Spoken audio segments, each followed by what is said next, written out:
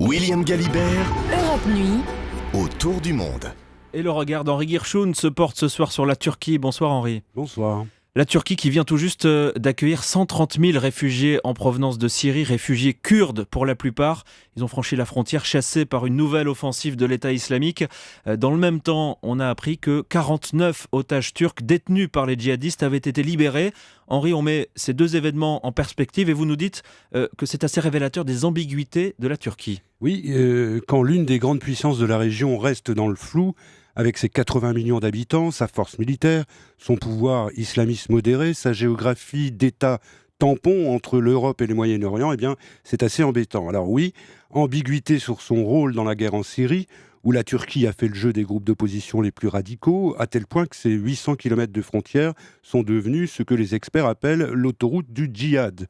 Ambiguïté aussi vis-à-vis de l'État islamique, puisque jusqu'à présent, Ankara a toujours soigneusement évité de qualifier Daesh de groupe terroriste, allant même jusqu'à expliquer que tout cela était d'abord le résultat de la dictature en Syrie et du sectarisme anti-sunnite du gouvernement irakien. D'ailleurs, plusieurs sources affirment que la libération des otages de Mossoul a été précédée par la sortie des prisons turques d'une centaine de militants d'Al-Qaïda et qu'elle intervient surtout à cause de la décision de la Turquie de ne pas participer à la coalition militaire internationale. Et c'est la troisième ambiguïté, alors que le Qatar donne des gages, que l'Arabie saoudite va même jusqu'à reprendre langue avec l'Iran, son ennemi. Bref, au moment où la lutte contre cette menace djihadiste est en train de modifier la donne dans toute la région, eh bien la Turquie, cette Turquie membre de l'OTAN, reste sur la réserve, empêtrée dans de petits calculs qui commencent sérieusement à agacer ses partenaires. Pourquoi elle a cette attitude, la diplomatie turque ? Comment est-ce qu'on explique ces atermoiements-là ? Eh bien, deux choses. La première, c'est d'avoir longtemps cru à l'effondrement du régime de Damas, sans prendre en compte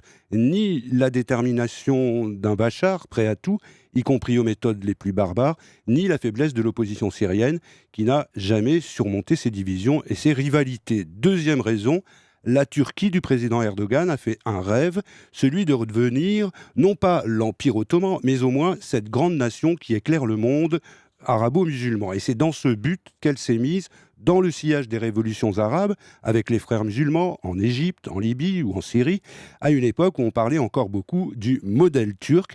Mais ce rêve s'est fracassé avec l'échec du printemps arabe et à Ankara, on a toujours beaucoup de mal à s'en remettre. Alors Henri, la Turquie, elle a refusé de faire partie de la coalition internationale contre l'État islamique. Est-ce que c'est une position qui est tenable sur la durée ? Écoutez, vous savez, en 2003, quand elle avait interdit l'accès à ses bases militaires, les États-Unis avaient été furieux car ils avaient dû modifier leur plan d'attaque à la veille de l'invasion de l'Irak. Cette fois, d'un point de vue militaire en tout cas, on compte moins sur elle et on va surtout lui demander de ne plus fermer les yeux sur les trafics, notamment pétroliers, auxquels se livre l'État islamique, ainsi que sur les allers-retours des djihadistes. Et le président turc, qui n'est plus en position de force, va devoir s'exécuter.